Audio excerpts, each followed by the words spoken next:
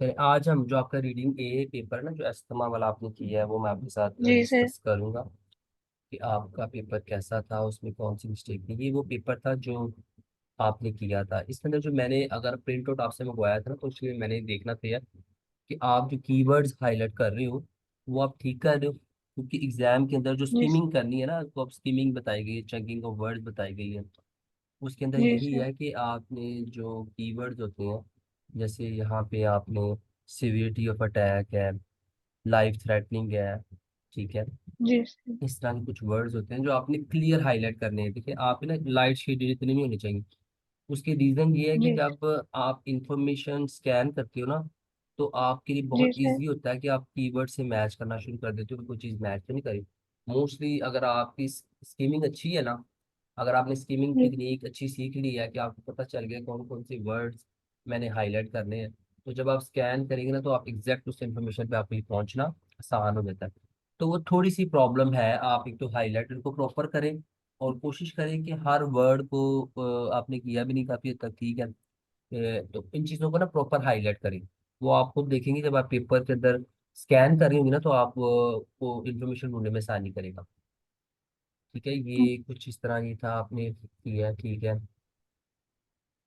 ये आपका answer sheet थी जो आपने सेंड की, ठीक है।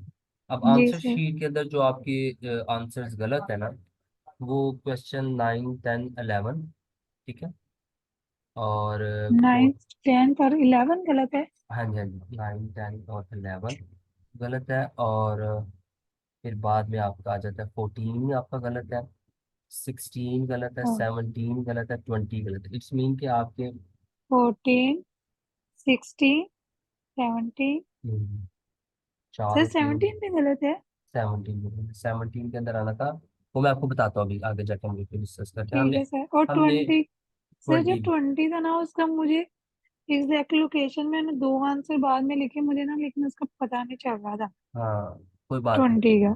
देखिए अब आ जाता हूँ, मैं आपको बताता हूँ कि देखिए मेन चीज़ क्या है। जो चीज़ आपको सिखाई गई थी, आपने आज देखना है कि आपने आपने एग्जैक्ट वो चीज़ फॉलो की थी। अगर ओके सर। आप प्रैक्टिस के अंदर वो स्ट्रेटजी फॉलो करना शुरू कर देना जो पहले भी आपने शायद सुनी हो और आज मैं आपको रिवाइज करवाने लगा हूँ, तो उससे क्या होगा कि आपका जो टेक्निक है ना वो डेवलप हो जाएगी, फिर आप सीख जाएंगी। और उसके बाद उसमें मेच्योर हो रहा है बस, ठीक है। कि कब आप इसको जी मेच्योर करेंगे, जितनी ज़्यादा प्रैक्टिस करेंगे उतनी ज़्यादा वो मेच्योर होती जाएगी। जैसे आईबी लाइन पास करने के स्टेप्स होते हैं, फॉर एग्जाम्पल 7 स्टेप्स हैं कि आप सबसे पहले लोकेशन वेन असेस करते हो, फिर आप टॉर्निकेट अप्लाई करते हो, फिर आप स्वैप करते हो, क्लीन करते हो, उसके बाद आप इंसर्ट जी करते हो, बैक फ्लो चेक करते हो, इसी तरह करके जितने भी स्टेप्स हैं। अब आप इन सारे स्टेप्स को सीख लो। फर्स्ट टाइम अगर आप सारे स्टेप करते हो तो आपको टाइम लगेगा, आपको समझ भी नहीं आएगी। लेकिन आप जी शॉर्टकट को ना अपनाओ और उन्हीं स्टेप्स को फॉलो करते रहो, तो जब आप फर्स्ट डे पे कैलना पास करो, हो सकता है आपको 5 मिनट लगे, 6 मिनट लगे। वही कैलना जब जी सर। आप 10, 20, 25 दिन के बाद रेगुलर डेली कर रहे हो, पास करें, तो आपके वो जितने भी स्टेप्स है ना, वो क्या, टॉर्निकेट अप्लाई करना, स्वैप करना, इंसर्ट करना, बैक चेक करना, स्टिकिंग लगाना, फ्लश करना, इस सारे स्टेप शायद 1 से 2 मिनट के अंदर खत्म हो, ठीक है। जी सर ऐसे। तो रीजन क्या है पीछे, कि आपने प्रैक्टिस की है और स्टेप्स को फॉलो किए। तो आज मैं भी आपको वही बताने लगा हूँ कि बेटा देखो, ओईटी रीडिंग के अंदर अगर आपको पास हो रहा है ना, तो एक तो शॉर्टकट्स नहीं अपनाने, तो शॉर्टकट्स बहुत आपको बताने वाले होंगे कि ऐसे कर लोगे कैसे कर लो। वो नो डाउट का बाद बहुत इफेक्टिव भी होते हैं, लेकिन यू नेवर नो कि एग्जाम वाले दिन वो शॉर्टकट अगर आपका ना चला, ठीक है, तुक्का ना चला, तो फिर वो फ्रीबी वाला हाल होगा जी कि आप फिर आउट ही हो जाएगा नेक्स्ट बॉल पे है। ये जैसे अफरीदी भाई हमारे आउट हो जी गए सर। थे। तो ठीक है, ये करेक्ट आंसर्स थे, ठीक है। जिसमें आपने वन एक चीज़ मुझे अच्छी लगी कि आप जो पैराग्राफ स्ट्रक्चर वाले हैं, वो आप समझ गई हैं कि जो पैराग्राफ लिखना है, ABC लिखना है, वो आप उसकी सेंस को समझ गई हैं।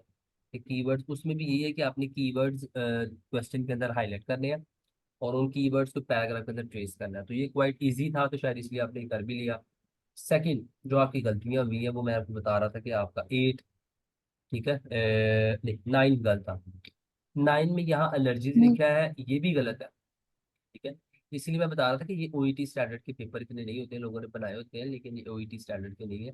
इसमें जो 9 का ठीक आंसर है जी वो मैं आपको बताऊंगा, क्योंकि ओईटी की ना एक टीचिंग है जो मैं आपके साथ डिस्कस कर रहा हूँ, वो ये है कि आपने जो वर्ड यूज करना है ना, वो सेम टू सेम जी। पैराग्राफ में से करना है। जैसे पैराग्राफ में वर्ड लिखना है, वही पैराग्राफ का वर्ड आपने आपने अपने आंसर शीट में लिखना है, कोई कम कोई ज्यादा नहीं लिखना।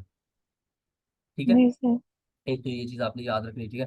तो 9 को मैं आपको बताऊंगा तो उसका सही जवाब क्या है, और ये जो गलत है ये गलत क्यों है। फिर उसके बाद 10 का यस। आपने लाइफ, 10 का है लाइफ थ्रेटनिंग, ठीक है। लाइफ थ्रेटनिंग इसका लिखना था। 11 का रिवर्स टेस्टिंग था, वो लिखना था।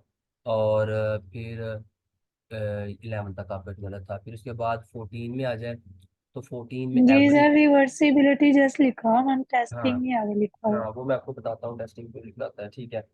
तो फिर उसके बाद आपका 14 था, उसमें आपने एवरी 30 50 30 सेकंड लिखा था शायद, तो जवाब है एवरी आवर, ठीक है।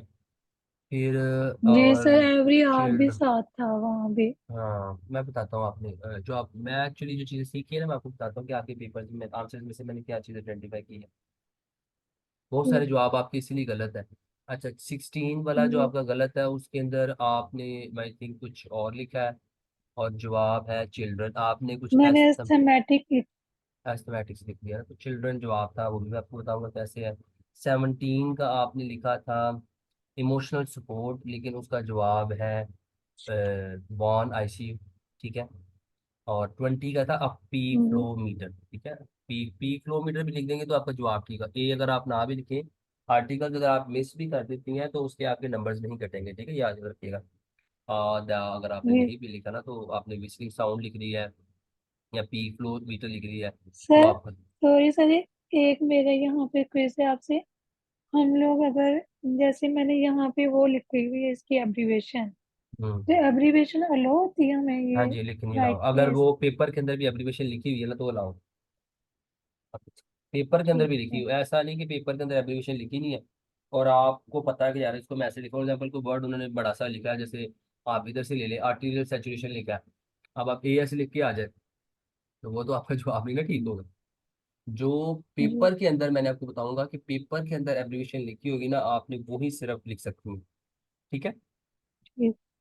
चलिए जी, ये हमारा टेक्स्ट था, जो चार टेक्स्ट थे इस तरह थे कुछ। क्लियर शायद इतना ना आपको नजर आ रहा हो, लेकिन आपको आपके पास अगर हार्ड कॉपी पड़ी हुई है सामने जी तो सर, मेरे आप, पास है। हाँ आप हार्ड कॉपी अपने सामने रख लें, तो ताकि जब मैं आपको जवाब ढूंढ के बताऊंगा तो आपको इजी होगा कि आप उसमें से पढ़ लीजिएगा, ठीक है। सो जी। ये चार पैराग्राफ थे जो आपने अपने सामने रखने होते हैं जब आप आंसर ढूंढते हैं। अब आंसर को पढ़ना कैसे है, ठीक है। आंसर के अंदर जी। जब आपको 5 Ws का मैंने बताया हुआ था, ठीक जी है, सर। अगर आप 5 Ws को आप कोशिश करें हर 4 5 दिन बाद उसको रिवाइज कर लिया करें।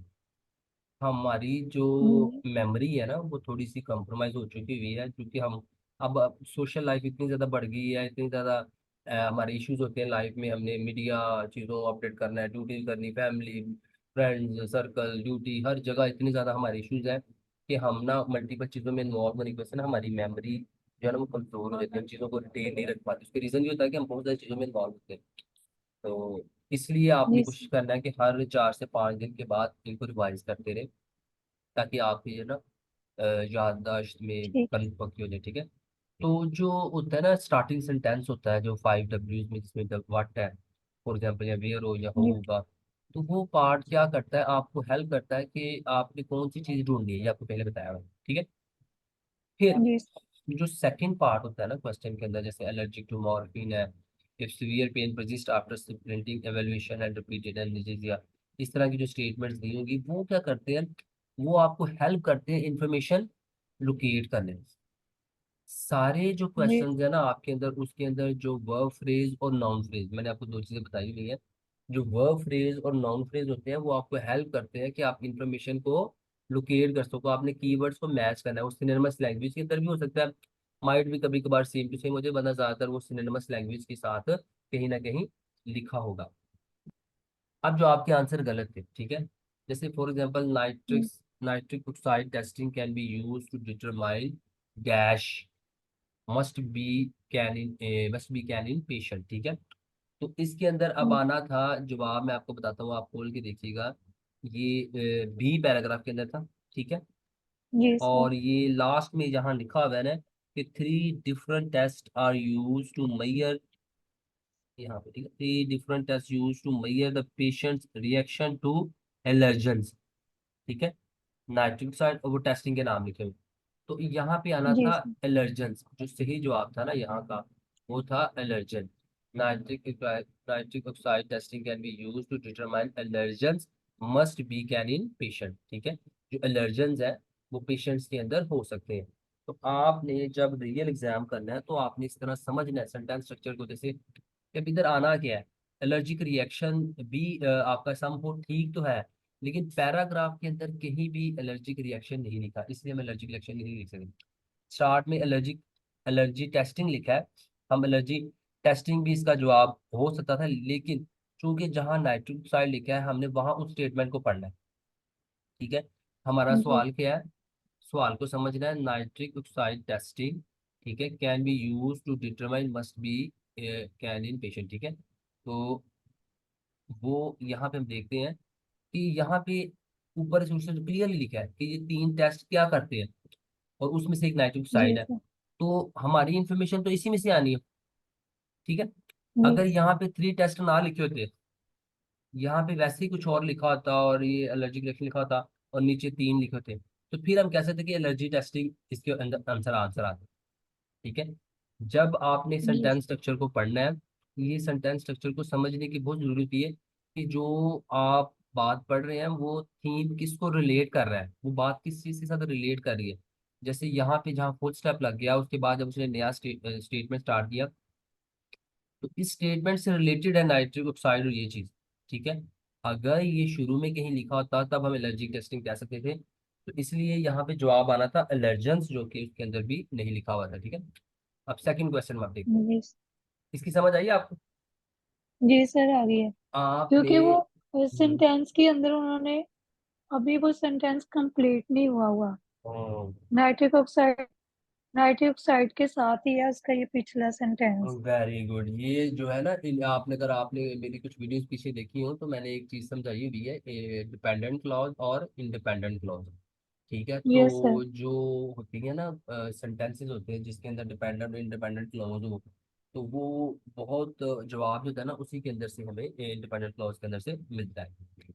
अच्छा जी, अब अगला क्वेश्चन हम आपका देखते हैं। अच्छा, सबसे पहले मैंने जो आपकी चीज आइडेंटिफाई की थी ना, वो ये की थी कि आप ना क्वेश्चन को समझते ही नहीं है पूरा। जी सर आप यही ना मेरी प्रॉब्लम। प्रॉब्लम है, अभी इस पे आपने काम करना है। नेक्स्ट आपने जब पेपर करना है आपने टाइम मैनेजमेंट के साथ क्वेश्चन को समझने की कोशिश करनी, क्योंकि क्वेश्चन अगर आप समझ लेते हैं तो 90% आपका जो ऑप्शन है ना मिलने के चांसेस ज्यादा अच्छे हो जाते हैं। ठीक है, अब जैसे ये क्वेश्चन नंबर 10 था, इसके अंदर लिखा हुआ है patient suffering from arrhythmia and a peak expiratory flow of greater than 33%। यहाँ पे क्या आ गया, greater than 33% would be diagnose with dash attack. ठीक है, अब कहता है कि जिन पेशेंट्स के जो ग्रेटर देन 33% होगा उनके अंदर कौन सा डायग्नोज होता है। अब आप इसके साथ क्या हुआ कि आप ना यहाँ पे देखिए अभी लिखा हुआ है क्लियरली, आप ना इस चीज को समझ नहीं पाएंगे ग्रेटर वाला साइन कौन सा आता है। ठीक है, ये जो लिखा था लाइफ, आपने जवाब लिखा था लाइफ थ्रेटनिंग। ठीक है, वो आपने 33 के आगे जो साइन लिखा था वो तो लेस देन था। जी सर वो तो लेस था ना। तो अब क्वेश्चन के अंदर तो ग्रेटर लिखा हुआ है, तो 33 से ग्रेटर कौन सा आता है, 33, 34, 35, 36। ठीक है, तो शेयर इसके समा सर। हाँ इसका जवाब था स्पीयर एस्टमा। ठीक है, ये हम देख सकते हैं इसके अंदर से इसका जवाब क्या था। सर, सर इधर तो लाइफ थ्रेटनिंग लिखा हुआ है इन्होंने। अरे आपने कौन सा लिखा था, सॉरी आपने लिखा था ऑन सीवियर, नहीं मैंने आपने, शेयर समा लिखा हुआ है सर। एक मिनट है उसमें गलती सर क्या थी आंसर के अंदर उन्होंने लिखा है लाइफ थ्रेटनिंग। अच्छा 10th वाला आपका इसका मतलब ठीक था, हाँ sorry. 33 greater than 33 would be diagnose with.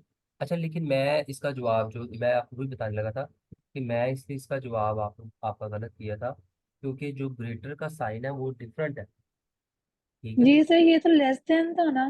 तो मैंने हाँ देखा वहां पे 30 से 50 था, तो इसलिए मैंने उसमें जाके देखा वो शेयर समा आ रहा था। तो हम्म, अस्थमा पहले ही था, स्वेयर जस्ट मेंशन करने की थी वहां जो। हाँ तो ये आपका आंसर ठीक है, वेरी गुड। ठीक है, ये आपने सही पिक किया, आगे जाके आपका आंसर ऐसा आया था जो मैंने नोट किया था।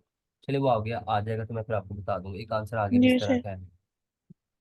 सो ये वेरी गुड, ठीक है। तो ये इस तरह आपने इधर देखिए लाइफ थ्रेटनिंग लिखा है। मैं असल में आपको ये बताना चाह जी। रहा था कि देखिए यहाँ पे इसका जवाब गलत लिखा है। ये ओईटी स्टैंडर्ड के जो पेपर जी नहीं सर। होते उसके अंदर ये प्रॉब्लम होती है कि उनके जवाब जो है ना 9 और 10 दोनों का जवाब इधर गलत लिखा हुआ है, ठीक है। अब हम जी सर। 11 11 को पढ़ते हैं, ठीक है। तो आपने जब जी। अपने पेपर करने हैं, आपने देखिए चेक तो मैंने करे ना, फाइनल तो मैंने आपको बताना है कि आपका आंसर ठीक है जी। गलत है। जी सर। आपने अपने पेपर जो करने हैं आपने यही टेक्निक्स फॉलो कर, आपने आंसर अपने रब नहीं करे। बात होता है ना इंसान क्वेश्चन आंसर देख के या कुछ सोचता है कि यार इसमें से कर लो, नहीं, आपने यही नहीं सर, टेक्निक। वो मैं देखती नहीं हूँ। Very good. जो वेरी आपको सेंड किया उसके मैंने आंसर किसी का भी नहीं देखा, क्योंकि अगर मैं देख लेती फिर मुझे आंसर पता चल जाना था और अपनी गलती का नहीं पता चलना था कि मैंने कैसे ढूंढना था। वेरी गुड, ठीक है। अब इधर लिखा हुआ है spirometry testing that contain dash और अस्थमा, ठीक है। तो टेस्ट दैट कंटेन, हाँ जी यहाँ पे आना था आपका। ये देखिए अब इसके अंदर स्पायरोमेट्री के अंदर जहाँ लिखा हुआ है ना, जी सर। यहाँ पे ये देखिए spirometry test usually take less then, last में स्पायरोमेट्री के लास्ट में देखिए, ठीक है। जी अब सर, वही देख रहे हैं। आपने जवाब तो लोकेट कर लिया, लेकिन आपका आंसर क्यों गलत है हम उसके बारे में बात करते हैं, वो सिर्फ हम क्वेश्चन को पढ़ेंगे तो हमें समझ आएगी। लिखा हुआ है जी। स्पायरोमेट्री टेस्ट, टेस्ट, ठीक है। स्पायरोमेट्री टेस्ट इट्स मीन कि फर्दर कोई और टेस्ट है इसके अंदर। स्पायरोमेट्री टेस्ट के अंदर जी। बहुत सारे टेस्ट हैं दैट कंटेन जी। Reversibility testing.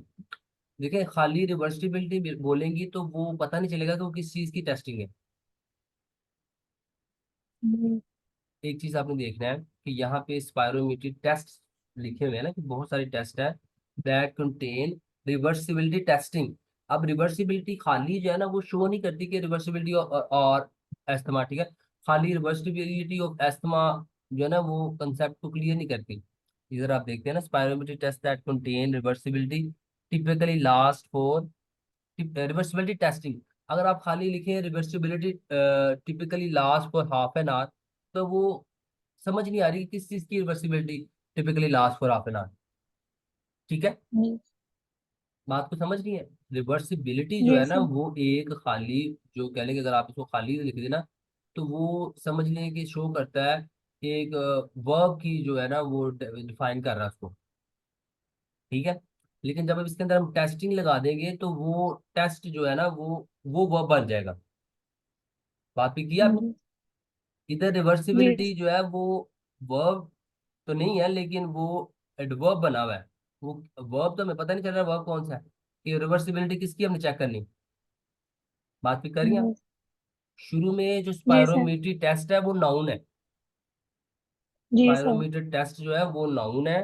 फिर वो कहता है कि स्पायरोमीट्री टेस्ट कंटेन, आगे टेस्टिंग रिवर्सिबिलिटी टेस्टिंग आना था, टेस्टिंग वर्ब है, ठीक है। स्पायरोमेट्री टेस्ट जी। नाउन है, जो टेस्टिंग है वो वर्ब है और उस वर्ब को डिफाइन कर रहा है रिवर्सिबिलिटी, जी ठीक सर। है। इसलिए जो है ना मैंने एक प्रेजेंटेशन में आपके साथ वहाँ शेयर कर दूंगा अपनी, मैंने उसके अंदर बताया कि एक सेंटेंस के अंदर वर्ब, नाउन, एडवर्ब और एडजेक्टिव का जो रोल होता है ना, ये समझना बहुत जरूरी होता है। क्योंकि बात का जब आप जवाब लिख रहे होते हो ना, तो आपको समझ आ जाती है कि आप सेंटेंस स्ट्रक्चर को ठीक लिख रहे हो कि गलत लिख रहे हो। जब तक आपका सेंटेंस स्ट्रक्चर का कंसेप्ट ही ना ठीक होता, क्योंकि ओईटी जो है ना वो जो राइटिंग ये जो स्पेशली 7 to 12 तक 13 तक क्वेश्चन होते हैं ना, वो इसी तरह ही बनाता है। वो बड़े कंफ्यूज और कम्प्लेक्स करके बनाता है कि आगे पीछे स्टेटमेंट लिखी होती है और टेक्स्ट के अंदर सारा पैराफ्रेसिंग में लिखा होता है, तो आपको समझ नहीं आती कि हमने इधर लिखना खाली क्या है, ठीक है। तो दो तीन चीजें हैं, एक तो ये चीज है कि क्वेश्चन के अंदर ऑलरेडी कोई चीज अगर मेंशन हो तो वो हमें साथ नहीं लिखनी। लेकिन यहाँ पे जो टेस्टिंग है वो वर्ब है और क्वेश्चन के अंदर नाउन लिखा हुआ है। बात पे किया आपने। जी। पायरोमीट्री टेस्ट नाउन है और रिवर्सिबिलिटी जी सर। टेस्टिंग वर्ब एडवर्ब है। इसलिए आपने इधर अनुभव। आपका ये चीज गलत होगी, बाकी 12 13 आपके ठीक थे। फिर हम आ जाते हैं आपके 14वें क्वेश्चन पे। अब 14वां क्वेश्चन जी। लिखा है how often should patient with a peak expected flow less than 70% be given 10 mg of सलाम। तो अब देखिए ये जो चौथा आपका क्वेश्चन था इसका जवाब आपका ये यहाँ आ जा रहा था, सालबुटामोल ये आ गया। डी में सर। हाँ, डी के अंदर ही मैं आ गया हूँ। अब मैं आपका जवाब आपके बताने लगा कि आपका जवाब गलत क्यों था, ठीक है जी। के जी। इधर लिखा हुआ है कि पी एफ 75% ऑर्बिटर, ठीक है, आपने लिख दिया एवरी 15 to 30 मिनट, ठीक है। आपने यस क्वेश्चन की सर। पूरी स्टेटमेंट नहीं पढ़ी। क्वेश्चन की पूरी स्टेटमेंट क्या थी कि how often should salbutamol with a peak expected flow of less than 70% be given 10 mg of साल, जो 10 mg ऑफ साल्बिटामोल है वो कितनी देर में देना चाहिए, ठीक है। बात किसकी हो रही है, 10 mg ऑफ साल्बिटामोल की। अब आप जी अपना हम अब अगर इसमें पढ़ें तो इसमें देखिए क्लियर लिखा हुआ, आप अपने सामने टेक्स्ट खोल के पढ़ लीजिएगा कि जो 75% ऑफ साल्बिटामोल है ना, रिपीटेड एवरी 15 to 30 मिनट है। कि आपने जी जब पी एफ इतनी होगी तो आपने साल्बिटामोल 15 से 30 मिनट के बाद देना है, ठीक है। उसमें डोज का नहीं मेंशन है, डोज जब मेंशन है उसके आगे लिखा हुआ है और लिखा हुआ है साहब, ठीक है। जी अगर सर। आपने उनको डोज नहीं पता, आपने बस दे दीजिए। अगर लेकिन 10 mg डोज है आपके पास, अगर आपके पास टेन एम जी जी डोज है, हो सकता है जो ऊपर वाली डोज है वो थोड़ी सी कम हो, 2 mg हो, 6 mg हो, ऊपर लिखा होगा। तो इधर जबकि 10 mg जब डोज है, हमारा क्वेश्चन में 10 mg लिखा होता, तो इसलिए हमारी इन्फॉर्मेशन कहाँ भी आ गई, 10 mg एवरी आवर। तो जब 10 mg देनी है तो हमने कितनी देर बाद देनी है, एवरी आवर। तो इधर आपका हाँ जवाब क्या आना था, एवरी आवर, और आपने लिख दिया था हाँ। 15 to 30 मिनट। आपने क्वेश्चन को कंप्लीट नहीं पढ़ा। टेन सर एम सर, मैं इस आंसर का 3 4 बार देखा, मुझे समझ नहीं आ रही थी क्योंकि ये मैंने होता है आंसर को सही से अंडरस्टैंड नहीं किया। या मुझे समझ नहीं लग रही थी, वहां पे 15 to 30 मिनट्स लिखते हैं और 8 साथ में 10 मिलीग्राम लिखा हुआ है। हम्म तो ये अब इसमें चीजें, ये पता क्या है, मैं आपको चीज बताता हूँ। इसका चीज आपको जो यही है ना मेन, ये अगर मैंने समझा रहा हूँ, आपने कीवर्ड्स को ढूंढना है, स्टार्टिंग सेंटेंस को ढूंढना है, उसके बाद जो कीवर्ड्स होते हैं ना सेंटेंस के अंदर, आपने उनको अच्छी तरह पढ़ना है। जैसे if severe pain persist after supplementing, evaluation and repeated analgesics, ठीक है। कि अब वो बता रहा है कि वो सिचुएशन बता रहा है कि आप, अब देखो हो सकता है पेपर के अंदर ना किसी जगह पे आफ्टर सप्लिमेंटिंग या एलिवेशन ले लिखा होगा, या इनमें से कोई एक चीज काम एक जगह पे लिखी होगी, और उधर जो जवाब लिखा होगा वो जवाब इधर नहीं आना होगा। जवाब वहां पे आना होगा जहाँ पे परसिस्टेंट पेन भी लिखा हो, स्प्लिंटिंग भी लिखा हो, एवेल्युएशन भी लिखा हो, और एनाल्जेसिया का भी लिखा हो। ये सारी चीजें कर लो तो उसके बाद वो कंडीशन होती है। हमने मेन चीज कौन सी ढूंढनी है, कंडीशन। ये कौन सी कंडीशन होती है, कंडीशन रूम। और इन सारी चीजों के बाद जो इफ जहाँ पे आ गया, तो जो इन सारी चीजों के बाद जो कंडीशन होती है वो हमने इधर लिखनी है, ठीक है। तो इसलिए आपने क्वेश्चन को अच्छी तरह पढ़ना है, क्वेश्चन के कीवर्ड्स को पढ़ना है, और फिर उन कीवर्ड्स को आपने ढूंढना है। अब नेक्स्ट क्वेश्चन हमारा क्या था कि which patient will typically need to run when completing spirometric test. अब यहाँ पे देखें आपने क्या लिखा था जी, आपने लिख दिया था एस्थमेटिक, अस्थमेटिक लिखा हुआ ठीक है। है। तो जवाब जो था हमारा वो आ जाता है यहाँ पे, देखें क्वेश्चन को दोबारा पढ़ते हैं। क्वेश्चन लिखा हुआ है कि which patient will typically need to run. अब नीड टू रन समझ नहीं आप क्या होता है, किनको। ट्रेडमिल, ट्रेडमिल, ट्रेडमिल सुना है आपने। यस। देखिए नर्सिंग नॉलेज में ना कुछ चीजें होती है जो आपके नॉलेज को वो इस तरह भी चेक करते हैं, वो डायरेक्टली नहीं कहते कि वो अक्सर पेपर बनाने वाले यही कहते हैं कि ये मेडिकल का पेपर नहीं है, लेकिन वो ना कुछ टर्मिनोलॉजी और कुछ सिंटैक्स ऐसे यूज करते हैं जिससे वो आपकी बेसिक नर्सिंग और आपका नॉलेज देखते हैं कि आपको मेडिकल फील्ड की ओरिएंटेशन कितनी अच्छी है। अब यहाँ पे जहाँ उसने यूज किया ना which patient will typically need to run, इधर उसने रन लिख दिया है, ठीक है। अब जब आप टेक्स्ट के अंदर जाती हैं तो टेक्स्ट के अंदर ना एक जगह पे उसने लिखा हुआ है exercise test, these are often used for the for the, ये देख रही हैं आप बी के अंदर डी स्पायरोमेट्री, के अंदर सर। बी में जाएं। जी सर, बी के अंदर देख रही हूँ स्पायरोमेट्री और स्पायरोमेट्री के उसके बाद बाद डायरेक्ट ब्रोंकल चैलेंज टेस्ट आता है, और उसके बाद एक आता है एक्सरसाइज टेस्ट। Exercise test. जी सर। उसमें लिखा हुआ है कि these are often use for the diagnose of asthma in children. Children.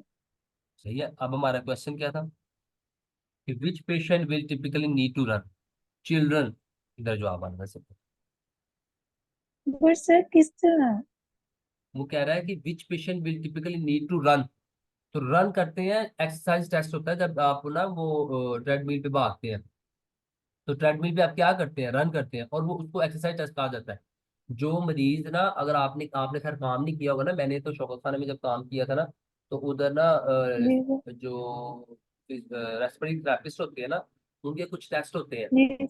वो पेशेंट के ना, जी सर। पेशेंट को जब हमने ब्लूमाइसिन कीमोथेरेपी होती है, तो वो लगाने से पहले ना पेशेंट की पीएफटी टेस्ट होते हैं, ठीक है, पल्मोनरी फंक्शन टेस्ट होते हैं, ठीक है। अब उस पल्मोनरी जी। फंक्शन टेस्ट के अंदर ना कुछ पेशेंट्स को ब्लो करने के लिए कहते हैं, जैसे स्पायरोमेट्री ना, तो ब्लो करने के कुछ जी सर। पेशेंट्स जो ब्लो नहीं जी ना कर जी पाते, सर। उनको ट्रेडमिल जी पे सर। भगाते हैं, उनको वॉक करवाते हैं, रन करते हैं, उससे देखते हैं उनकी कितनी देर उनको सांस चढ़ता है। उनके एक्चुअली लंग्स के जी फंक्शन सर। को देखना था, तो ट्रेडमिल पे जब पेशेंट रन करते हैं तो उससे कितनी देर रन करते हैं, कितनी स्पीड पे रन करते हैं, वो सारी वो टेस्टिंग एक और चीज़ है, डिफरेंट मैटर है। लेकिन अदर सिंपल बताने का मकसद ये है कि exercise test mean to run, ये कीवर्ड है, ये पर सिनोनिमस लैंग्वेज है।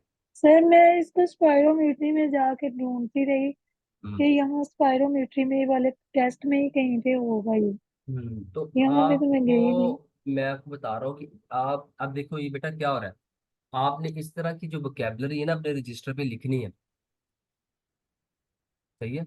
जहाँ से मैंने आपको ये कुछ वोकेबलरी भी बताई है ना, जैसे कि ये देखिए हमने जी। बात की है कि हमने एक बात की थी मोर देन लेस देन की जो साइंस सिनोनिमस लैंग्वेज होती है वो आपको पता होना चाहिए। फिर हमने उससे पहले बात की थी यूज टू डिटरमाइन और पैरामीटर्स दैट कंटेन, ठीक है। तो इस तरह इधर तो खैर एक दो, ये जो ओईटी का पेपर में अब मेरा नेक्स्ट प्लान ये था कि आपसे ना ओईटी का पेपर करवाऊं। मुझे आप ये बताएं कि आपने ये जो दो ओईटी के पेपर किए हैं वो आपने पूरे कर लिए हैं कि अभी स्टार्ट ही किए थे? दो ही किए हैं सर जस्ट। नहीं, वो कंप्लीट कर लिए ए वाले? ये पार्ट ही किया हम दोनों का बस। हाँ जी, हाँ जी, कोई बात, अब नेक्स्ट नहीं, आपने बीसी नहीं करना भी, ठीक है। ठीक। वो जो ए पार्ट ठीक आपने है। किया है ना, हम उसी से स्टार्ट करते हैं। आप दोनों की ए पार्ट की ना मुझे तस्वीरें सेंड कर दें, फिर मैं आपको ना पेपर की डायसेक्शन करना सिखाऊंगा कि अपने ही पेपर की डायसेक्शन कैसे करनी है और उससे लर्निंग आपकी कैसे होती है, ठीक है। अच्छा, लास्ट में हमारा अब रह गया था 16 पे हम हो गए थे, what should staff do when assessing a patient suffering from a life threatening panic attack. अब इसका भी आपने जवाब गलत लिख दिया था, आपने क्या लिखा था जी? सर आपने इसमें एक्चुअली मैंने, रिसीविंग, नहीं सर आपने पहले मैंने इसका यही लिखा लाइफ इमोशनल सपोर्ट। थ्रेटनिंग आई थी। हाँ। फिर उसको मैंने रेज किया, फिर मैं सी में चली गई, वहां पे मैंने पढ़ा staff must keep this in mind when treating patient asthma hmm. Require additional emotional support. मैंने वहां हम्म। पे जाके इसका आंसर लिख दिया। तो इसका जवाब कहाँ था, मुझे बताया जरा। सर इसका आंसर डी में था। डी में था, ठीक है। जहां पे उसने लिखा था कि इफ लाइफ थ्रेटनिंग और सीवियर हो तो फिर आपने क्या करना है, वन आईसीयू। अब आप इस चीज को समझिएगा, ये काफी हद तक ना ओईटी से मिलता जुलते ये क्वेश्चन कुछ आ रहे हैं, क्योंकि ओईटी में भी ना ऐसे कुछ चीजें सीधी सीधी नहीं लिखी होती, उनका मतलब जी वो सर। मतलब दे रहा था। जैसे हम कहीं भी केस नोट्स पढ़ते हैं तो हमें समझ आ जाती है, जैसे हम अगर कहीं हम पढ़ रहे हो, ये डॉक्टर ने नोट्स लिखे हो, इफ लाइफ थ्रेटनिंग और सीवियर, और नीचे सिर्फ लिख दिया वांट आईसीयू, तो आपको क्या समझ आएगी पढ़ जी के, सर। मुझे बताएं। ड्यूटी पे है और एक डॉक्टर नोट्स लिख गया आके कि पेशेंट, अगर पेशेंट लाइफ थ्रेटनिंग और सीवियर होता है, सिक होता है, और नीचे सिर्फ ये नहीं लिखता कि मूव टू आईसीयू, बस लिख देता है वन आईसीयू, तो आप क्या ये न्यूज समझेंगे? मतलब further assessment in further management in ICU. आपको समझ आती है कि नहीं? इसका मतलब क्या है कि अब अगर ये जी मसला हल सर। नहीं हो रहा तो पेशेंट को आईसीयू में भेज दें। अब हम क्वेश्चन को पढ़ते हैं। जी जी। उसने लिखा कि what should staff do, staff को क्या करना है जब patient life threatening panic attack से गुजर रहा हो। तो स्टाफ ने क्या करना है, स्टाफ ने आईसीयू में वन इन्फॉर्म करना है, और कहीं भी इसके ना लाइफ थ्रेटनिंग की और जो सीवियर पैनिक अटैक है उसकी की ना कोई रेफरेंस नहीं मिल रहा। ऐसे ही है, मुझे तो नहीं मिला था।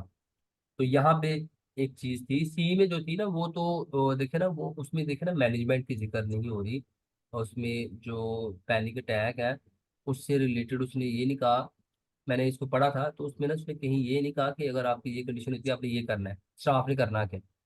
जो फर्स्ट पैराग्राफ है ना उसके अंदर अगर हम देखें, patients with asthma of any severe may find that panic attack inducing, remember that patient struggle to breathe can cause panic and life feeling of helplessness.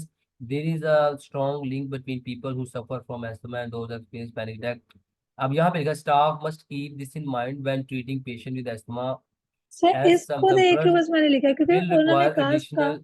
कि हाँ। हम माइंड में रखना चाहिए इसको। अच्छा, अब मेरी आवाज सुनिए, एक मेडिकली मेडिकल जी होके सर। समझे, मेडिकल होके समझे, मेडिकल। जी सर। एक पेशेंट लाइफ थ्रेटनिंग में है, जिंदगी जी और जी। मौत से खेल रहा है, तो आप उसको क्या करेंगे? इमोशनल सपोर्ट तो दे ही नहीं सकती उसको दे मैं ही उस नहीं टाइम। सकते। अब ऊपर लिखा क्या वैसे लिखा है, there is strong link between people who suffer from asthma, who suffer from मतलब जो सफर कर सकते हैं, those who experience panic attack, ठीक है। अब यहाँ पे लाइफ थ्रेटनिंग का जिक्र नहीं है, पैनिक अटैक का जिक्र है, अस्थमा का जिक्र है, लेकिन लाइफ थ्रेटनिंग का जिक्र नहीं है। और क्वेश्चन के अंदर मैंने आपको कहा था कीवर्ड मैच करिए, यहाँ पे हमारा मेन कीवर्ड क्या है, life threatening panic attack. Life threatening, जी सर। ठीक है सर, चले अब लास्ट हम देखते हैं, लास्ट में क्या है कि what is use to measure peak expiry flow rate. हाँ, आपका ये जो क्वेश्चन था वो आप कह कि मुझे नहीं मिला, उसका मैं आपको बताता हूँ कि देखिए ये क्लियरली लिखा हुआ है कि पीक एक्सपायरेटरी फ्लो रेट, यहाँ पे हमें पता चल गया कि ये इसी के अंदर जवाब है, ऐसे ही है, ऐसे ही है। क्योंकि हमारा क्वेश्चन सर क्या था, 19। नहीं नहीं 20 सर क्वेश्चन है। 19 ठीक है। 19 क्या था, 19 था विस्लिंग साउंड, और आपने विस्लिंग लिखा था। हाँ विस्लिंग वो मैंने इसलिए ठीक किया था क्योंकि एक तो मैंने आपको बताया ना कि ये ओईटी स्टैंडर्ड का पेपर नहीं था, दूसरा ये था कि यहाँ पे लिखा व्हाट सॉर्ट ऑफ नॉइज, तो साउंड को उसने जी नॉइज सर। में लिख दिया हुआ है, ठीक है, समझ गए। जी इसलिए अगर आपने विस्लिंग साउंड जी। नहीं लिखा तो विस्लिंग भी लिखा तो आपका जवाब ठीक है, ठीक। Okay sir. क्योंकि विस्लिंग में नॉइज होती है ना, साउंड होता है। जी जी। उसने कहा व्हाट जी सॉर्ट सर। ऑफ नॉइज, तो नॉइज अगर मेंशन है तो फिर साउंड लिखने की जरूरत नहीं है, तो आपने सब ठीक लिखा जी है, ठीक है। तो अब आगे जब आप ओईटी स्टैंडर्ड का पेपर करेंगे ना तो वो आपके एग्जैक्ट मार्किंग हम बना सकूंगा मैं आपकी, कि आपकी जो मिस्टेक्स है वो कैसी है, ठीक है। जी लास्ट सर। हमारा जो क्वेश्चन था वो था what is use to measure peak expiratory flow rate, ठीक है। अब ये देखें कि जी हमें पीक एक्सपायरेटरी फ्लो रेट का पता चल गया, ये क्लियर लिखा हुआ है, ऐसे ही जी। जी peak sir. Expiratory flow rate, ठीक है। अब इसमें हम देखते हैं कि अगर इसको हम पढ़े, सिंपल इसको ही पढ़ना है, ठीक है। तो शुरू में लिखा है this is the maximum flow rate during exhalation after full lung inflation, इस तरह फास्ट फास्ट पढ़ा करें, ठीक है। ड्यूरिंग जी sir. Registration period is a good measure of asthma and useful. साथ साथ पढ़ रहे हैं, साथ साथ समझ भी आ रही है कि मैं पढ़ क्या रही हूँ, और फास्ट इसे कहते हैं fast reading. Ji Long term management of patients and the response of treatment monitor PR over 2 to 4 weeks. In addition, in adult, if there is the unnecessary about diagnose, it is measured with a peak flow meter, जी sir. ठीक है। तो clear, ये तो आप यहाँ पे जितना उसने कंफ्यूज किया है नहीं, उसने लिखा है it is measured with a peak flow meter a small, आगे उसको डिफाइन कर दी कि ये डिवाइस होता क्या है, जो पीक फ्लो मीटर है वो स्मॉल हैंडेड डिवाइस होती है टू विच पेशेंट ब्लो, ये जो मैं आपको बता रहा था अभी, देखिए मैं आपको बता ही रहा था ये, कि वो ये टेस्ट करते हैं कि वो ब्लो करवा के देखते हैं, जो ब्लो नहीं कर सकते फिर उससे एक्सरसाइज टेस्ट जी करवाते सर। हैं, बायोमेट्रिक करवाते हैं। तो ये हो गया आपके। अच्छा, अब आपको, ये तो मैंने आपकी जो चीजें आइडेंटिफाई की है, मैंने ये आइडेंटिफाई किया कि आप एक क्वेश्चन को कंप्लीट अंडरस्टैंड नहीं करते, और कुछ अपने मेडिकल नॉलेज को ना कोरिलेट नहीं करते ज़्यादा।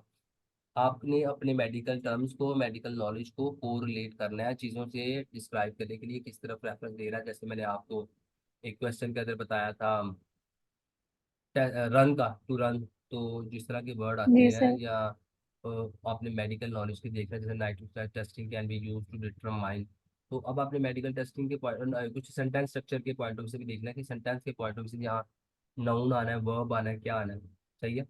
ये आपका कंसेप्ट क्लियर होना चाहिए था कि जब ठीक। आप ठीक है। देखिए, एक चीज मैंने अपनी प्रेजेंटेशन में बताई थी, आज आपके साथ वो क्लियर डिस्क्राइब कर देता हूँ। वो ये है कि मैंने बताया था कि रीडिंग एक ही, जब मैं प्रेजेंटेशन दी थी ना तो बताया था कि आपने डिफरेंट सेंटेंस स्ट्रक्चर लिखा होगा पैराग्राफ के अंदर, डिफरेंट सेंटेंस स्ट्रक्चर लिखा होगा क्वेश्चन के अंदर। जी आपने सर। आपने देखना कि आपके सेंटेंस स्ट्रक्चर के अंदर से कौन सी चीज मिस है, नाउन मिस है, वर्ब मिस है, एडजेक्टिव मिस है, कि एडवर्ब मिस है। और दूसरे पैराग्राफ को जिधर आप ढूंढ रहे हो, जहाँ पे टेक्स्ट में ढूंढ रहे हो, वहां पे वो वर्ब कहीं लिखा है, कहाँ पे लिखा है, वो आप उधर पुट कर देना बस। आप क्वेश्चन पढ़ते वक्त समझ आ जाना चाहिए कि आपके इधर नाउन आना है, वर्ब आना है, वर्ब आना है कि एडजेक्टिव आना है, क्वेश्चन के मुताबिक। बात पे की आपने, जी सर। जब आपका कि ये मैंने अपने क्वेश्चन में देखना है कि वहां पे चीज कौन सी मिस है, नाउन है, मिस वर्ब है, है, एडवर्ब है। बाजू का तो आपको क्लियरली पता चल जाता है, लेकिन ये जब आप किसी जगह पे कंफ्यूज होती है ना, स्पेशली जब आप कहते हैं मुझे कंफ्यूज हो गई थी कि यहाँ मैं क्या लिखूं, तो वहां पे आपने रिलैक्स होकर ना जी सर। 5 सेकंड रिलैक्स होकर ना सिर्फ ये सोचना है कि जो मेरा क्वेश्चन है, स्पेशली फिलिंग द ब्लैंक वाला क्वेश्चन है, उसके अंदर क्या मिस है, जी सर। ठीक है।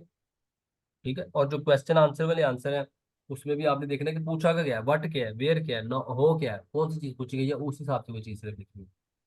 अच्छा, अब आपके लिए कुछ हम्म, स्ट्रेटेजीज है जो मैं आपको दे रहा हूँ। मैं ना आपको डेली एक एक्सरसाइज भेजा करूंगा। जी सर। एक ना वर्ड सर्च की गेम है, मैं आपको ना उसका स्क्रीनशॉट लेके ना सेंड कर दूंगा। सर वर्ड्स, मैंने की है वो। ठीक है, सर वेरी गुड। मैंने की है। उसको ना फारक टाइम पे खेला वर्ड करें। सर्च है। सर हम्म। मैं उसको अक्सर करती हूँ, उसमें रिलेटेड चीजें वो पूछते हैं कि इससे आप उन्हें जैसे अच्छा, अब मैं जो कोई आपके लिए करने लगा ना प्लांट्स के नेम है। अब मैं जो आपके लिए स्पेशल एक्टिविटी बनाऊंगा ना वो सुनिए। स्पेशल, मैंने जी। जो आपके लिए एक्टिविटी बनानी है ना वो ये है। मैंने एक तरफ पे मेडिकल वर्ड लिखने हैं। जैसे फॉर जी एग्जांपल सर। मैं लिख देता हूँ चेस्ट फिजियोथेरापी, नहीं नहीं, हाँ कोई भी इस तरह का मेडिकल वर्ड होगा, और जी उसका सर। सिनोनिमस लैंग्वेज इसके अंदर लिखा होगा। फॉर एग्जांपल जिसको हम इस इस तरह कह देते हैं, इस जैसे जैसे आप कह लें कि हाइपरटेंशन है, जी सर। ठीक है, तो इधर आपने ढूंढना होगा ब्लड प्रेशर। मेरी बात ठीक समझ, है। मेडिकल वर्ड जी आप सर। परेशान ना हो, मैं बड़े आपको जब भेजूंगा ना, आपको साथ गाइडेंस भेज दूंगा। और वो इतना टफ नहीं भी शुरू में बनाऊंगा। वो सिर्फ आपको क्या चीज़ है कि आपकी सिलेबस जो स्किल है ना उसको तेज करने के लिए, और स्कैनिंग तेज करने के लिए, कि कहाँ पे वर्ड्स मिल रहे हैं जो उसके साथ मिल रहे हैं, ठीक है। छोटे होंगे, 5 से 6 ठीक है। वर्ड्स होंगे, और एक छोटा सा, ये तो काफी बड़ा है ना, इतना बड़ा नहीं भी बनाऊंगा। ये आपको डेली की ठीक है। एक्सरसाइज भेजूंगा। इससे क्या होगा कि ठीक। आप तो एक तो सिलेबस लैंग्वेज सीखेंगे, ठीक है। जी सर। सोल्यूशन बाद में भेजूंगा, पहले सिर्फ एक्टिविटी भेजा करूंगा, ठीक है। तो आप ना डेली जो है ना इस तरह करने से ना आपको वो सिनेमस लैंग्वेज बजेगी, और